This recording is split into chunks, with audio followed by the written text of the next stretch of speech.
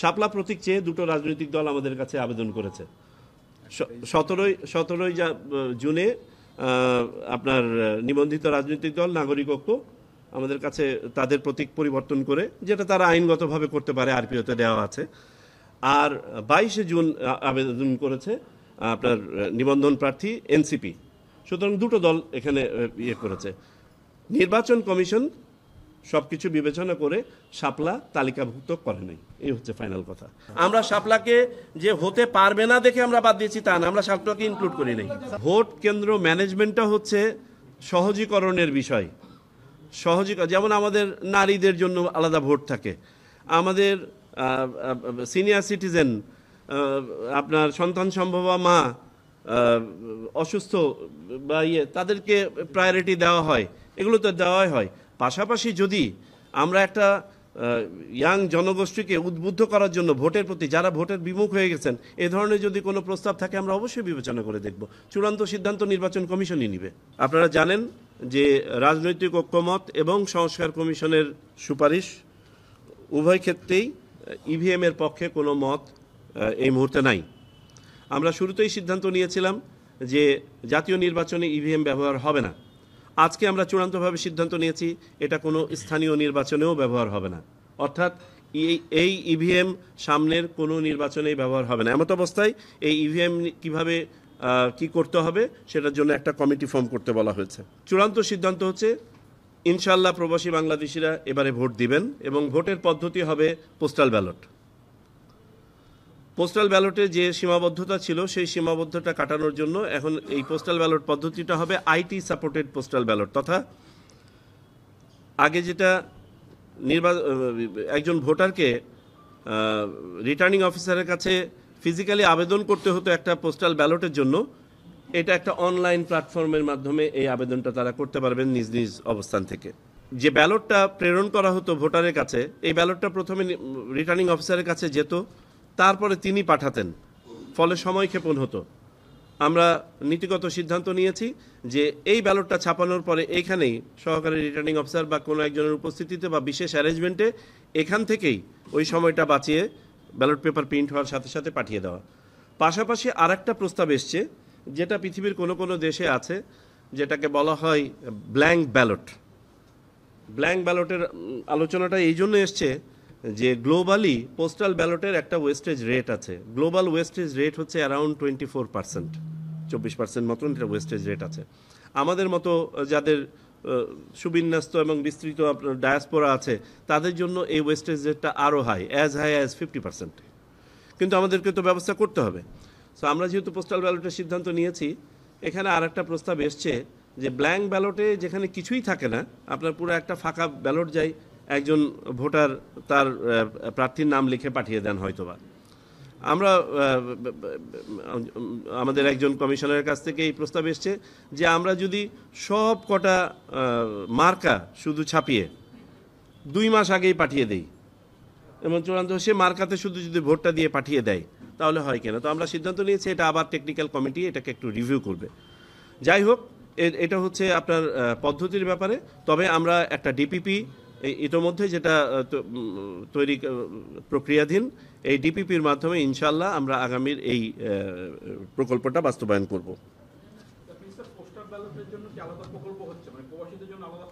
জি জি জি, একটা প্রকল্প রেজিস্ট্রেশন প্রসেসের জন্য, রেজিস্ট্রেশন প্ল্যাটফর্ম। আর পাশাপাশি আমরা যেটা বলেছিলাম, যেটা সংস্কার কমিশনেরও একটা প্রস্তাব ছিল, যে অনলাইন ভোটিংয়ের ব্যাপারটাকে এগিয়ে নেওয়া আস্তে আস্তে।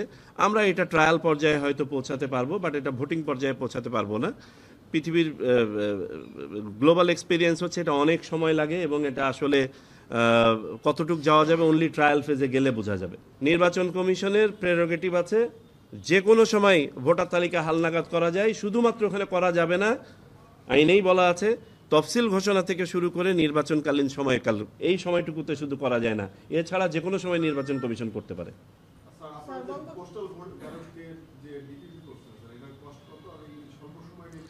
আমরা প্রাথমিকভাবে আমরা এস্টিমেট করছি অ্যারাউন্ড 48 কোটি টাকা লাগতে পারে প্রাথমিক। হ্যাঁ, এই যে আগের পোস্টালে তো একটা ভোটও আসতো না, তার কারণ সময়টা তো এখানেই খেয়ে ফেলতাম আমরা। আমরা আমরা আমরা আমরা এখানে আমাদের পোস্টাল ব্যালটেও কিন্তু কিছু চ্যালেঞ্জ আছে। সেই চ্যালেঞ্জের কারণেই তো আরেকটা বাস্তবতা উঠে আসলো। 1 নম্বর চ্যালেঞ্জ হচ্ছে যে যেটা বললাম যে গ্লোবাল ওয়েস্টেজ রেট আর আমাদের সম্ভাব্য ওয়েস্টেজ রেট, যে ব্যালট পাঠালাম কিন্তু সেই ব্যালট ভোট হয়ে ফেরত আসলো না, আর কিছু কিছু ফেরত আসলো সময় অতিবাহিত হয়ে যাওয়ার পরে, তার মানে এটা আর কাউন্ট হলো না। সো এটা একটা চ্যালেঞ্জ। দ্বিতীয় চ্যালেঞ্জ হচ্ছে কস্ট ইনভলভড।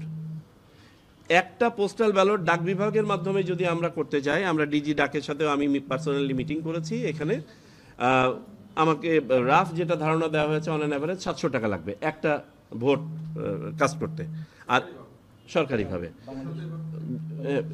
সেটাই। আর আমরা যদি কোনো কুরিয়ার সার্ভিস নিতে চাই, ধরেন DHL বা ফেডেক্স, তাহলে একটা ভোট কাজ করতে লাগবে 5000 টাকা। সো এটা সাস্টেনেবল না আমাদের জন্য। তো আমরা ধরেই নিচ্ছি যে আমাদের পোস্টালের মাধ্যমে যেতে হবে। তো পোস্টালে আমরা জিজ্ঞেস করেছি যে এই যে 12, 13 বা 14 দিন যে সময়টা পাবো, এর মধ্যে ভোট আনা সম্ভব কি সম্ভব না।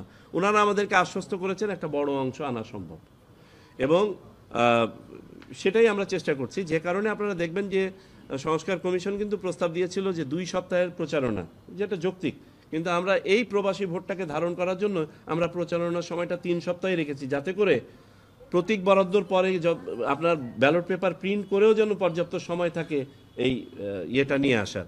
আর যদি টেকনিক্যাল কমিটিতে দ্বিতীয় প্রস্তাবটা নিয়ে আমরা আলোচনা করি, যদি কোনো হেডওয়ে করতে পারি যে শুধু প্রতীক ছাপিয়ে যদি আমরা ভোটারের কাছে পাঠিয়ে দিই, তাহলে তো 2 মাস আগে পাঠাইতে পারবো, কোনো সমস্যা নাই, তো তফসিল ঘোষণা করলেই পাঠিয়ে দিতে পারবো। আর এখন আমরা যেটা ডেভেলপ করছি সেটা হচ্ছে অনলাইন রেজিস্ট্রেশন প্ল্যাটফর্ম। এই রেজিস্ট্রেশন কিন্তু 2 ধরনের। একটা হচ্ছে ভোটার রেজিস্ট্রেশন, একজনকে তো ভোটার হতে হবে অ্যাজ পার দ্য আইন টু ভোট, সেটা হচ্ছে ভোটার রেজিস্ট্রেশন। আর একটা হচ্ছে ওসিভি রেজিস্ট্রেশন, বিদেশ থেকে ভোট দেওয়ার জন্য রেজিস্ট্রেশন, যেটা আগে আবেদন করে নিতে হতো, এটা অনলাইনে বসে করতে পারবেন। এই হচ্ছে পার্থক্য।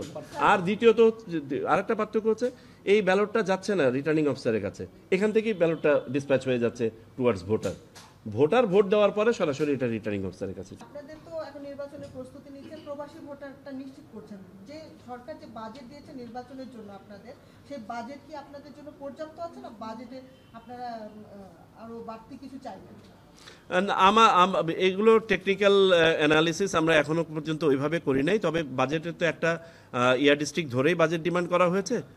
আমি ব্যক্তিগতভাবে মনে করি যে এই বাজেট দিয়ে আমরা যেটা চেয়েছি সেটা দিয়ে আমরা ইনশাল্লাহ করতে পারবো। আমরা যে বাড়ি বাড়ি গিয়ে হালনাগাদ করেছি, আপনারা জানেন, বাড়ি বাড়ি গিয়ে হালনাগাদ কার্যক্রমে আমাদের 44 লক্ষ, আজ পর্যন্ত 44,66,602 জন বাদ পড়া ভোটার আমরা পেয়েছি, যারা নিবন্ধন করেছেন নতুনভাবে।